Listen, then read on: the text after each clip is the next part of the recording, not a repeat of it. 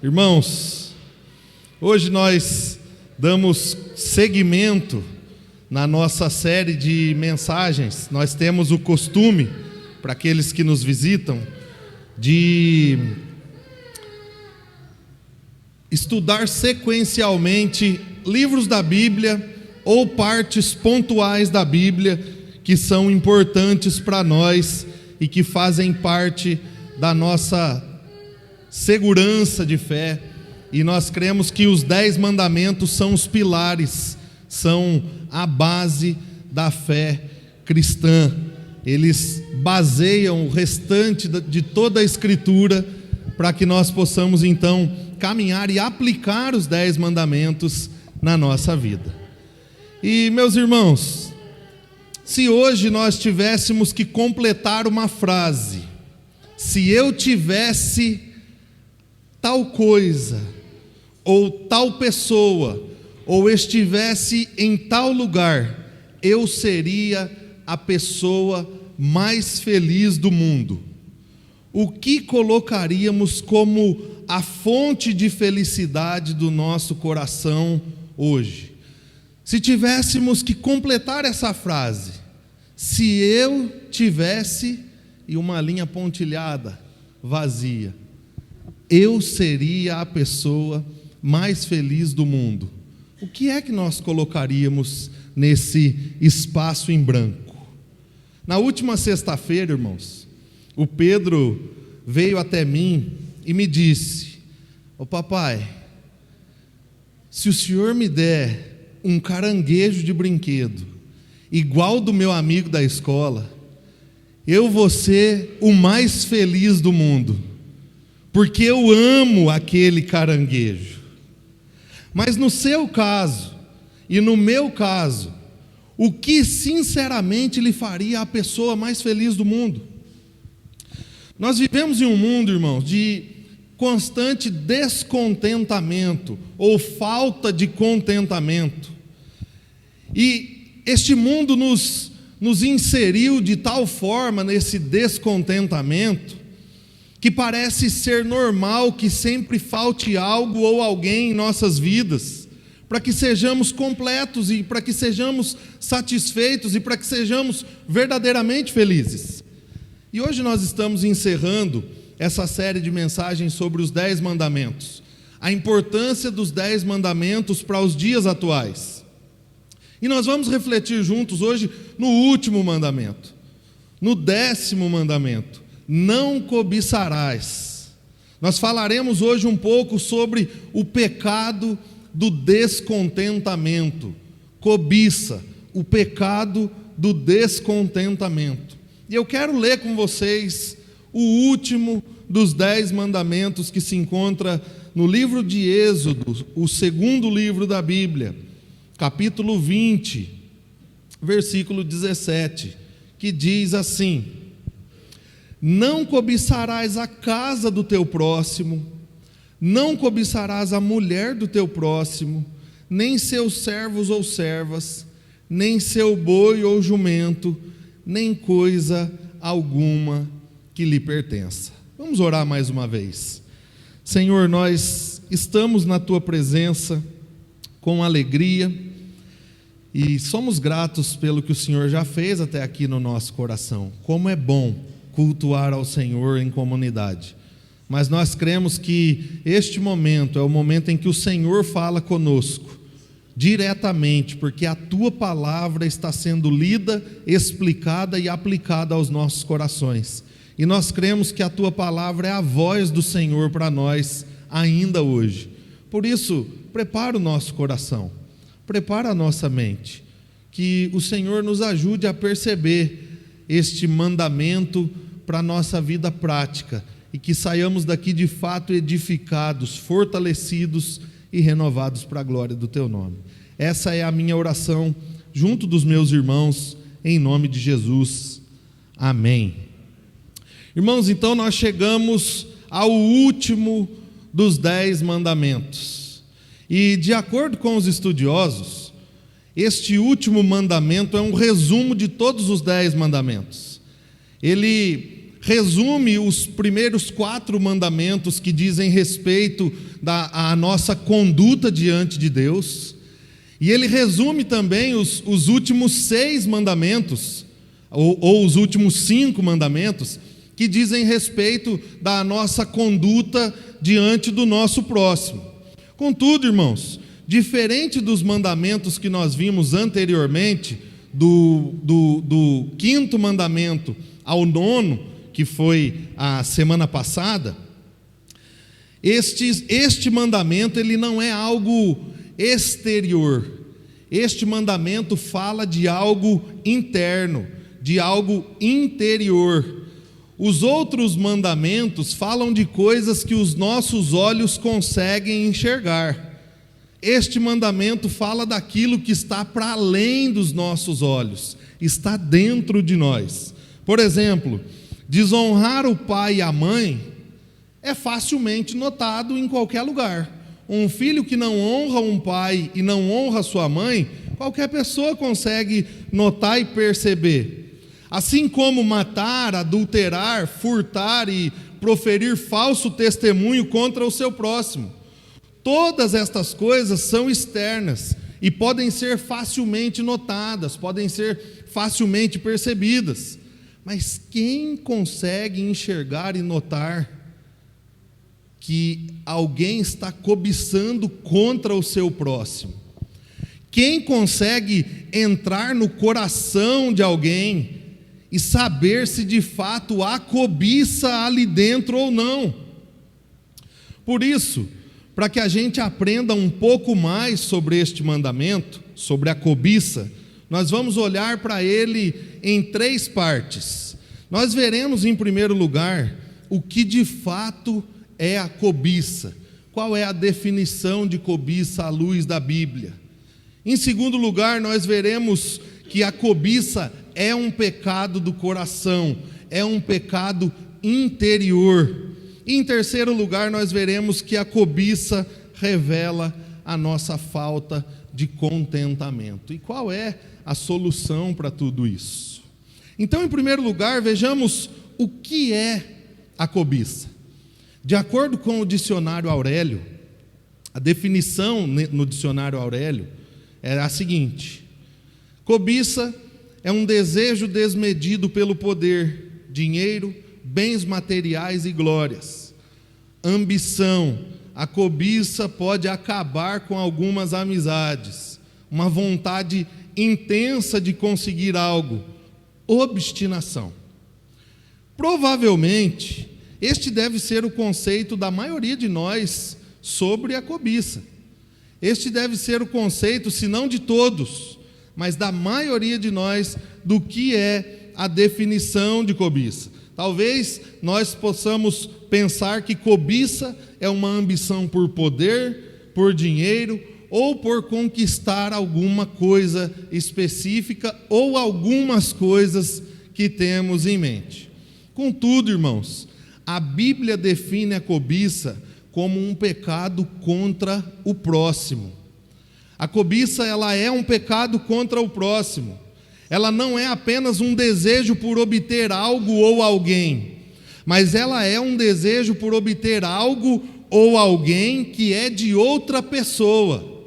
Não é algo ou alguém por si só, mas algo ou alguém que seja de outra pessoa.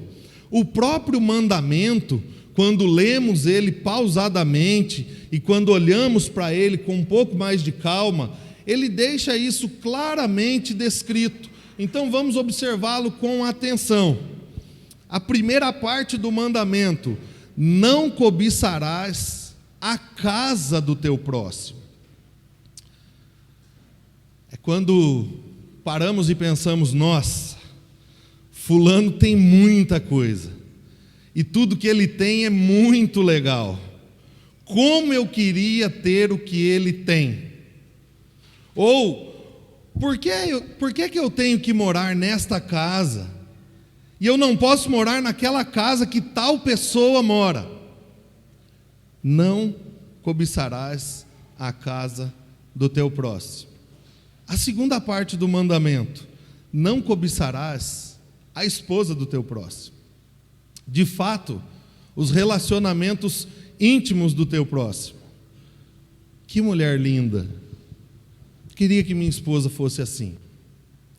Nossa, olha o marido daquela mulher. Ele é um homem educado, é um bom pai. Ele ajuda em casa e ainda ajuda com os filhos. Ah, como eu queria um marido desses. Não cobiçarás a esposa, o cônjuge do seu próximo. Não cobiçarás seus servos ou suas servas, nem seus bois ou jumento. Naquele contexto, seus bens. Quantos bens essa família tem? Queria aquele carro, queria aquele salário, queria viver tranquilo financeiramente como aquela pessoa ou como aquela família vive. Queria que os meus filhos fossem como os filhos deles. Não cobiçarás seus servos e servas, seus bois ou jumento. E aí então, não cobiçarás coisa alguma que lhe pertença. Talvez pensamos assim: bom, eu não cobiço a casa do meu próximo, eu não cobiço a mulher do meu próximo, eu não cobiço os bens do meu próximo, então eu estou isento de quebrar este mandamento. E aí então Deus conclui: estas coisas são algumas coisas práticas para vocês perceberem o que de fato é a cobiça, mas não cobicem coisa alguma que lhe pertença. Coisas que talvez são corriqueiras. Ah, se eu fosse inteligente como fulano, eu não teria a vida que eu tenho hoje. Ah, se o meu corpo se parecesse com o dele ou com o dela, eu seria muito mais feliz e muito mais satisfeito. Porque tudo para mim é mais difícil. Porque todas as coisas para mim dão errado. E para o fulano são mais fáceis e dá tudo certo. Como eu queria que a minha vida fosse como a dele e que as coisas na minha vida acontecessem como a dele. Percebem, irmãos, que não é apenas um desejo ambicioso por algo, mas um desejo ambicioso especificamente por aquilo que é do outro. Isso significa que notar, perceber e admirar aquilo que as outras pessoas têm e como elas vivem, não é o pecado em si e não é ruim em si. O problema é que o nosso coração não se contenta em apenas notar e admirar. Ele sempre é levado a desejar aquilo que é do outro. Nós somos levados pelo coração em algum momento da jornada, em que estamos ainda no âmbito da admiração e da percepção, nós somos levados a desejar aquilo que o outro tem. Não conseguimos admirar e simplesmente agradecer a Deus pelo que Deus tem dado ao nosso próximo. Em algum momento, nós deixamos de ser gratos pelo que temos, pelo que Deus tem nos dado, e passamos a querer aquilo que Ele tem dado a outra pessoa. Foi isso que aconteceu na última sexta-feira, irmãos. Quando Pedro me pediu o caranguejo, eu falei para ele, filho, mas olha, você já tem um polvo, você já tem uma lagosta e você já tem um caranguejo. E ele falou resmungando para mim: pai, mas o meu caranguejo é pequeno e é feio, meu caranguejo é azul, o do meu amigo é maior que o meu e ele ainda tem perninha. Irmãos, é assim que a Bíblia define a cobiça: um desejo por aquilo que é do outro. Não é apenas desejar um brinquedo, mas é desejar o brinquedo do outro. Então, quando nós desejamos a casa, a família, os bens e a vida das outras pessoas, nós estamos cobiçando, nós estamos quebrando o 10º mandamento. E diante disso, nós precisamos avaliar o nosso coração e avaliar os nossos desejos de forma sincera. Porque corremos o risco de prontamente dizer: bom, eu só desejo a segurança da minha família e nada mais. Eu só desejo um pouco de crescimento financeiro por meio do meu trabalho e nada mais. E isso não tem nada de ruim, irmãos. Não há pecado em desejar a segurança da família, não há pecado em desejar crescer financeiramente, um progresso familiar financeiro. Não há pecado aí. Mas será que é isso mesmo? Será que nós desejamos apenas isso? Ou nós queremos a segurança da nossa família como a família do outro? Ou nós queremos um respaldo, um amparo, um crescimento financeiro da nossa família por meio do trabalho, mas como o outro tem? Precisamos pôr à prova com sinceridade os nossos desejos. Só que por outro lado, a Bíblia não diz que todos os desejos são maus e que todos os desejos em si são pecaminosos, são cobiçosos. Nem todo desejo é cobiça. A Bíblia nos mostra, por exemplo, que Sara e Ana desejaram ter filhos e eram desejos bons. Que Salomão e a jovem sulamita, no livro de Cantares, desejaram uma intimidade profunda matrimonial e era um desejo muito bom.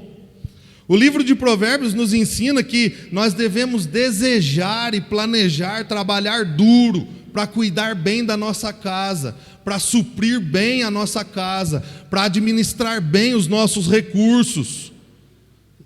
E isso é um desejo muito bom.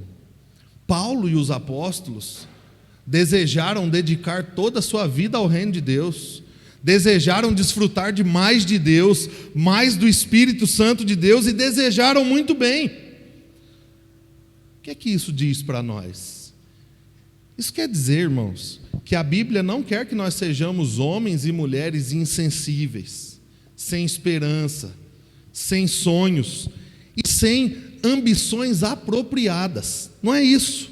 A Bíblia nos alerta porque o nosso problema é que desejamos, por vezes, coisas erradas e outras vezes desejamos coisas boas de maneira errada. Nós precisamos sondar de fato o que temos desejado e como temos desejado. Algumas vezes desejamos aquilo que de fato é mundano, é inapropriado, é passageiro, mas outras vezes desejamos aquilo que é bom, aquilo que faz bem a nós, faz bem à nossa família, só que colocamos aquilo como fonte de alegria e satisfação da nossa alma, do nosso coração e da nossa vida. Mas somente Jesus pode nos dar a fonte duradoura de satisfação, de alegria, de contentamento ao nosso coração. Só Jesus pode preencher as lacunas que às vezes nós pegamos coisas boas, entretenimento, passeio, família, bens materiais, alegria, empreendimentos, e colocamos isso como uma fonte de saciedade do nosso coração. Só que estas coisas não podem fazer isso. Elas não foram criadas para isso. Deus nos criou para Ele mesmo. Por isso só Ele pode saciar a sede da nossa alma. Por causa do pecado, irmãos, nós passamos a cobiçar aquilo que é do outro. Nós passamos a desejar aquilo que não temos mais, como se aquilo fosse a solução para a nossa alma. Mas no final das contas, são medicações paliativas para um coração insaciável e que tem sede exclusivamente de Deus. E isso nos leva ao segundo ponto. Já que nós vimos o que é a cobiça, agora em segundo lugar, nós veremos que a cobiça é um pecado do coração. A cobiça é um problema do coração. Muitos vão dizer que a cobiça é um pecado dos olhos, porque nós olhamos e queremos, cobiçamos. Contudo, a cobiça é um pecado cometido, não é um pecado cometido porque vemos algo, mas porque desejamos algo, queremos algo para além dos nossos olhos, queremos algo com o coração. Nós queremos aquilo, não é com os olhos, nós queremos aquilo com o coração. E como disse Salomão, nada novo debaixo do sol, né? Eva, no capítulo 3 de Gênesis, versículo 6, fez a mesma coisa que nós fazemos rotineiramente. O texto diz que quando a mulher viu que a árvore parecia agradável ao paladar, era atraente aos olhos e desejável para se obter discernimento, um desejo no coração de ser como Deus. É o que a serpente havia dito: se você comer, você vai saber agora o que é o bem e o mal, você vai ser como Deus. Não foi um desejo dos olhos, foi um desejo do coração. E aí então ela tomou do seu fruto, comeu e o deu ao seu marido, que comeu também. Então a mulher, ela viu, ela se agradou, ela teve o coração atraído pelo fruto, ela desejou e cobiçou com o coração, não o fruto em si, mas ter discernimento e ser como Deus. Ela teve um desejo do coração, não foi um desejo dos olhos. Ela desejou com o coração.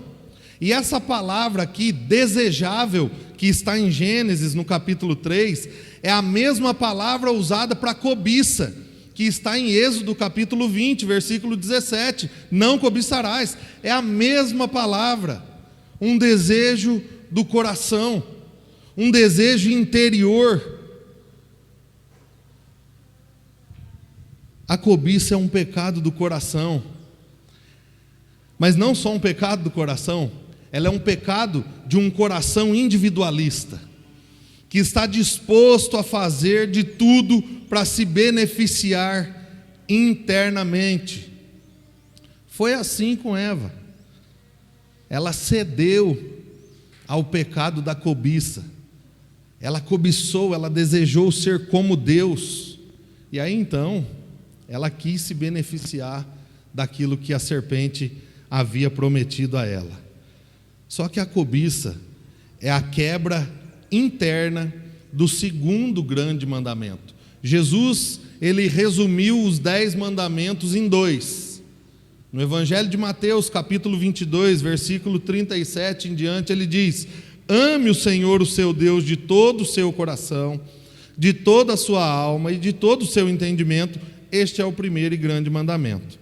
O segundo é semelhante a este: ame o seu próximo como a si mesmo. Quem cobiça, irmãos, quebra o segundo mandamento. Porque quem cobiça não ama o seu próximo.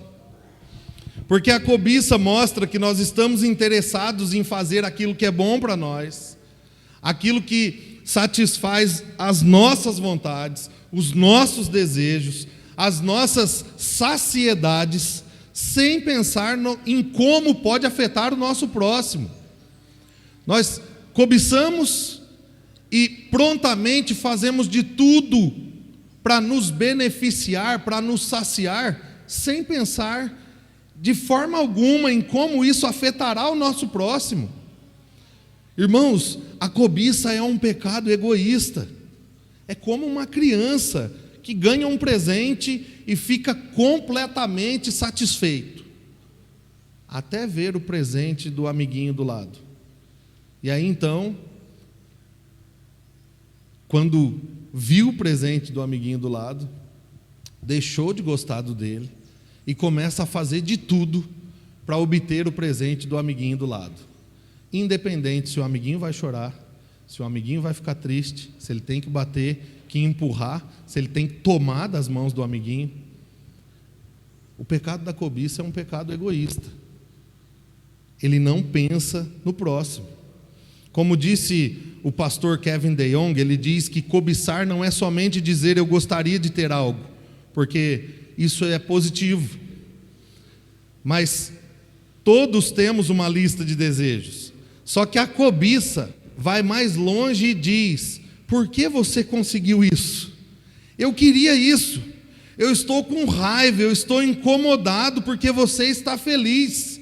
e eu ficaria mais feliz se pudesse estar no seu lugar. Essa é o egoísmo da cobiça. Irmãos, a cobiça é quando eu e você desejamos com o coração o que o outro tem.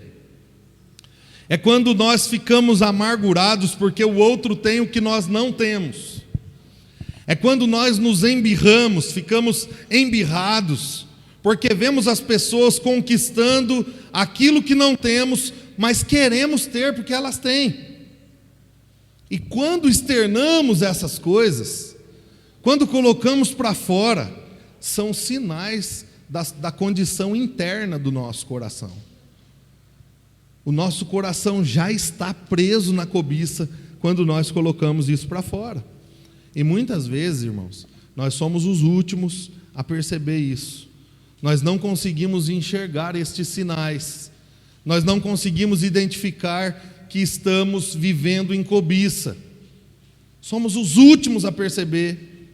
As pessoas começam a identificar.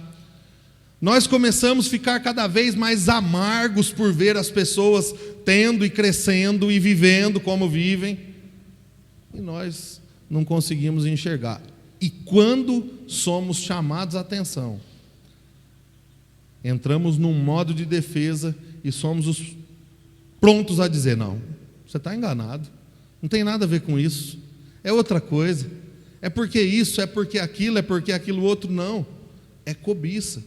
Estamos com o coração preso na cobiça.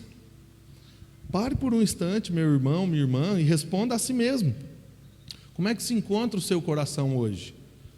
Como é que você está diante disso? Se você perceber que o seu coração tem caído frequentemente no pecado da cobiça e tem levado você ao egoísmo, ao individualismo, à amargura por causa do que as pessoas têm, por aquilo que é do outro, olhe para a cruz, olhe para Jesus, meu irmão e minha irmã, porque foi olhando para a cruz, olhando para Jesus, que Paulo instruiu a igreja de Filipos, que estava cobiçando os lugares uns dos outros e estavam causando problemas uns com os outros. E no capítulo 2, no versículo 3 e 4, ele diz: nada façam por ambição egoísta ou por vaidade, mas humildemente considerem o outro superiores a vocês mesmos. Cada um cuide não somente dos seus interesses, mas também dos interesses dos outros. Percebam que é só olhando para a cruz que nós conseguimos fazer isso. Porque se nós perguntarmos aqui como nós vamos fazer isso, o versículo 5 vai dizer: tenham em vocês o mesmo sentimento que houve em Cristo Jesus, que embora sendo Deus, não teve por usurpação que o ser igual a Deus era algo que ele devia apegar-se, mas ele esvaziou-se a si mesmo, e se fez semelhante aos homens, vindo em forma humana. Jesus se esvaziou, não foi pensando nele, foi para a glória de Deus, pensando em nós, por obediência ao Pai, para nos salvar. Jesus amou o próximo perfeitamente, e se nós estamos vivendo de forma egoísta, nós precisamos olhar para a cruz, olhar para Jesus, porque é lá que nós encontraremos o caminho para vivermos uma vida de cuidado e amor ao próximo e nos livrarmos do pecado da cobiça. Em Jesus é possível deixar de lado o pecado da cobiça. Por causa da graça de Deus, os nossos corações podem amar mais a Deus e, consequentemente, amar mais ao próximo e deixar de lado o pecado da cobiça. Por causa de Jesus, podemos olhar para o próximo, pensar nele, amá-lo verdadeiramente, como Jesus fez conosco. Jesus nos amou de forma perfeita. Jesus olhou para nós e cuidou de nós, sem cobiça alguma. Sem cobiça alguma.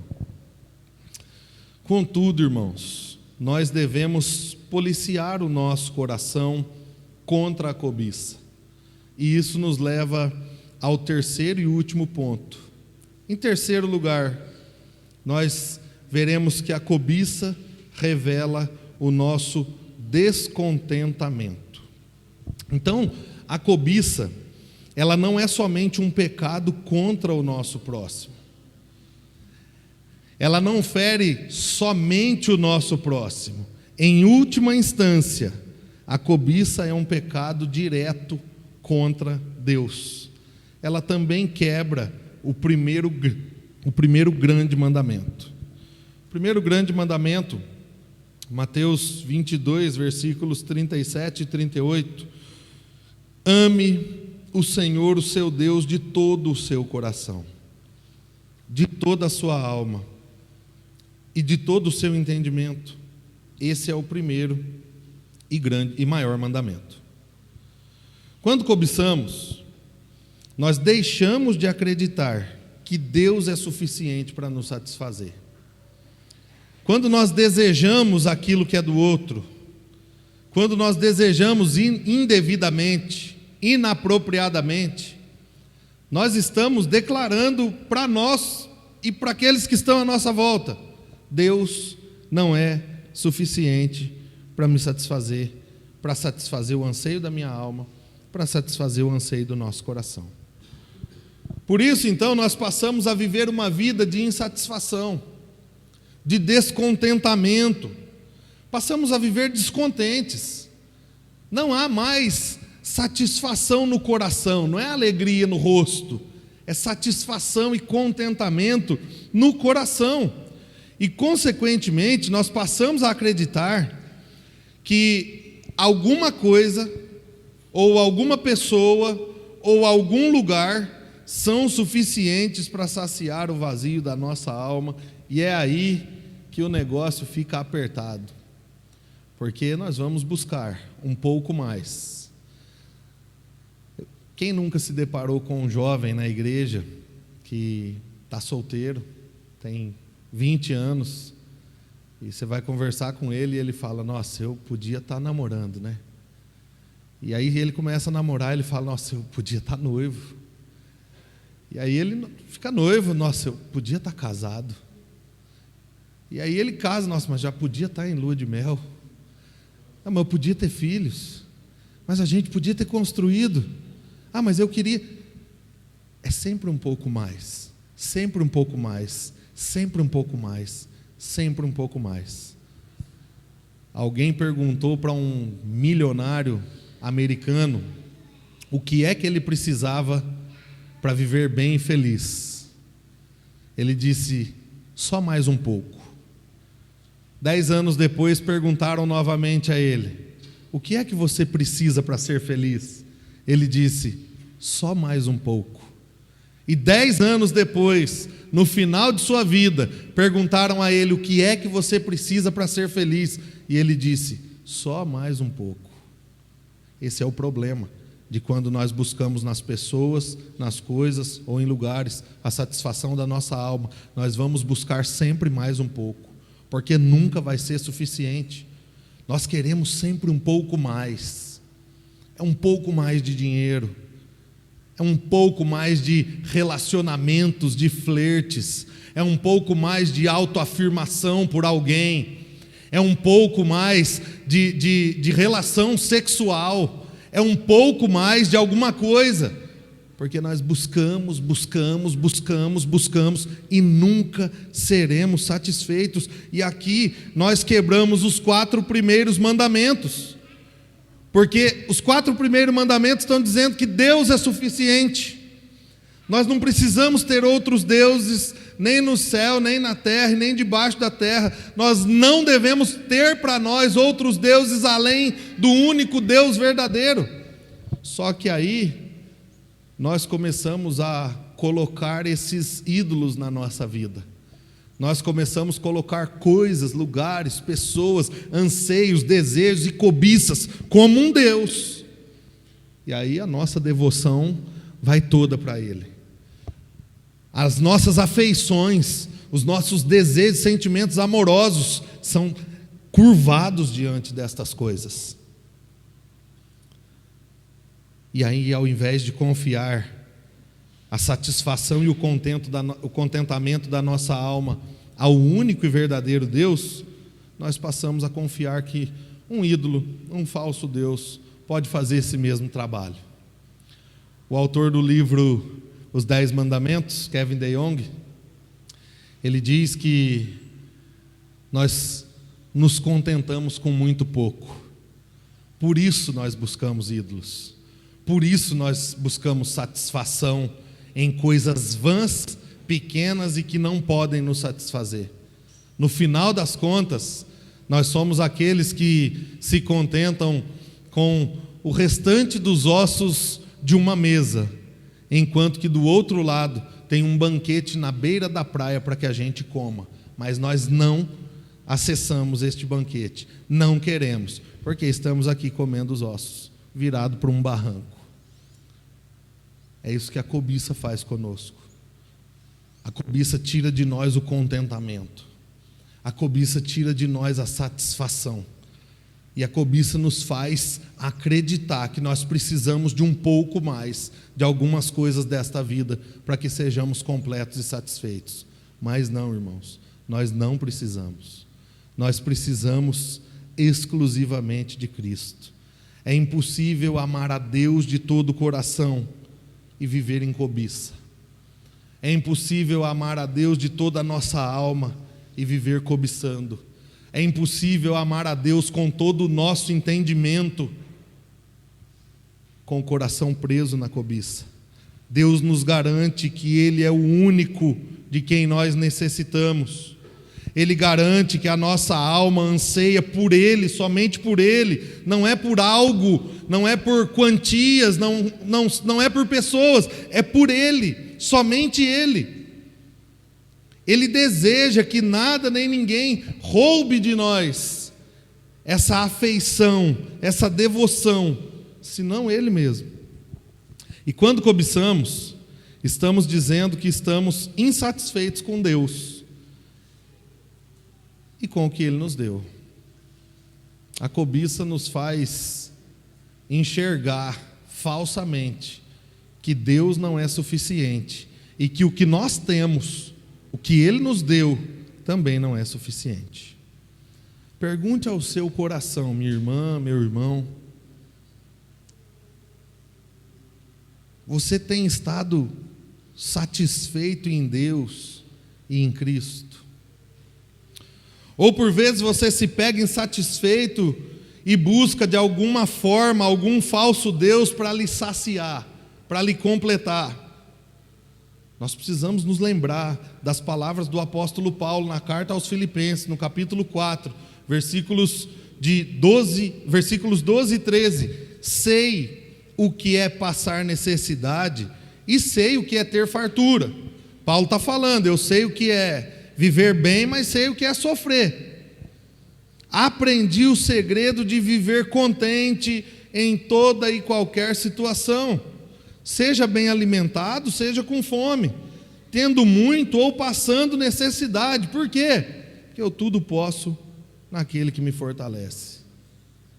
Paulo está afirmando que o seu contentamento não depende se a situação está favorável ou desfavorável, porque é no Cristo que o fortalece que ele está completamente satisfeito. Eu tudo posso naquele que me fortalece, independente da situação, tendo muito ou tendo pouco, na fartura ou na escassez, na necessidade, tudo posso naquele que me fortalece. Em Jesus eu sou completo, esse é o segredo do contentamento. E o que você tem amado, meu irmão e minha irmã? O que você tem buscado para satisfazer a sua alma? O que é que tem roubado os seus esforços e o seu tempo? Onde você tem dedicado toda a sua vida? Responda isso para você. E se você estiver completamente satisfeito, esta resposta será Deus, será em Cristo. Eu tenho buscado em Cristo, eu tenho buscado em Deus, eu tenho me dedicado a Cristo, eu tenho me dedicado a Deus. Mas se porventura a nossa resposta é outra, nós precisamos urgentemente nos arrepender. Precisamos abandonar os nossos ídolos e voltar o nosso coração para o único Deus vivo e verdadeiro, para o Senhor. A nossa obediência ao 10º mandamento não depende da nossa força e nem da nossa consciência de que estamos quebrando o 10º mandamento. A nossa obediência ao 10º mandamento depende exclusivamente de Jesus, porque no final das contas, Ele é o pão vivo que desce do céu e satisfaz a fome da nossa alma. Ele é a água viva que sacia a sede da nossa alma. Ele é o Emanuel, que sacia a falta da presença de alguém, porque Ele é Deus conosco, Ele está sempre conosco. Ele é o supremo pastor de suas ovelhas, significa que nós estamos sendo cuidados em todo o tempo pelo Cristo vivo. Ele é o sumo sacerdote, que intercede por nós diante de Deus, de forma amorosa, de forma graciosa. Ele é aquele que conhece de perto as nossas dores, as nossas angústias, as nossas insatisfações, e é o único que pode curar as feridas da nossa alma e nos fazer completos, em detrimento de qualquer outra coisa. Por isso, somente estando satisfeitos em Jesus, é que nos livraremos da cobiça, do pecado, do descontentamento. E aí, meus irmãos, nós precisamos olhar para o nosso coração e perceber como é que nós temos vivido a nossa vida. Onde nós temos dedicado a nossa afeição? Quais são os nossos desejos? Sinceramente, quais são os nossos desejos? E por que eu tenho desejado tudo isso?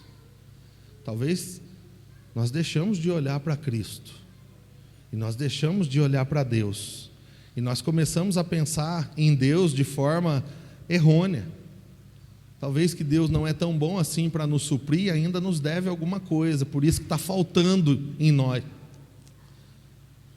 Mas nós temos um Deus amoroso, nós temos um Deus que se importa conosco, nós temos um Deus santo, nós temos um Deus justo, e em Jesus nós podemos seguir em frente. É assim que Deus termina de proferir as 10 palavras. É assim que Deus encerra a comunicação e a escrita dos 10 mandamentos.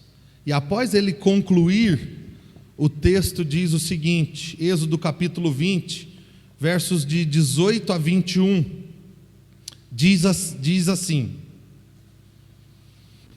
vendo-se o povo diante dos trovões e dos relâmpagos, e do som da trombeta e do monte fumegando, todos tremeram assustados. Ficaram à distância e disseram a Moisés: fala tu mesmo conosco e ouviremos, mas que Deus não fale conosco, para que não morramos. Moisés disse ao povo: não tenham medo, Deus veio prová-los, para que o temor de Deus esteja em vocês e os livre de pecar. Mas o povo permaneceu à distância, ao passo que Moisés aproximou-se da nuvem escura em que Deus se encontrava. Está aqui o propósito dos 10 mandamentos. Os 10 mandamentos, irmãos, foi para conduzir o povo ao temor a Deus de novo, e para livrar o povo do engano do pecado, para que o povo fosse livrado de pecar. Contudo, eles não aguentaram tamanha glória, e eles tremeram diante de um Deus que vinha como voz de trovão, relâmpago, e como um monte fumegando, pegando fogo. E eles perceberam que precisavam de um mediador, alguém que fosse até Deus por eles. Eles entendiam que era Moisés. E nós? Diante dos 10 mandamentos, irmãos, nós somos chamados a amar e temer a Deus. Somos chamados a abandonar os nossos pecados e a buscar a santidade. E caso não saibamos como fazer isso, caso fiquemos como aquele povo, com medo, extasiado diante de um Deus tão grande, de exigências que nós sabemos que nós não podemos cumprir, nós precisamos reconhecer que precisamos de um mediador. E que esse mediador é Jesus. E por meio deste mediador, nós nos aproximamos de Deus novamente, e nós podemos viver conforme Ele espera. Por causa deste mediador, nós conseguimos não só obedecer e guardar o 10º mandamento, mas todos os 10 mandamentos, porque Ele cumpriu cada um deles perfeitamente, e é nele que os nossos corações descansam, é nele que os nossos corações confiam. Creia na morte de Jesus Cristo para perdão dos seus pecados. Creia na ressurreição de Jesus Cristo para a vida eterna com Deus. Viva em conformidade com o ensino de Jesus. Viva como um discípulo que aprende do seu mestre e que coloca em prática na sua vida diária. E então, irmão, irmã, deleite o seu coração na satisfação que a cobiça não pode nos dar, mas na satisfação que nós só encontramos em Jesus Cristo. É para isso que os 10 mandamentos existem, para nos apontar para aquele que cumpriu cada um deles, e para nos fazer depositar a nossa fé, a nossa confiança e a nossa esperança nele. Amém? Vamos orar?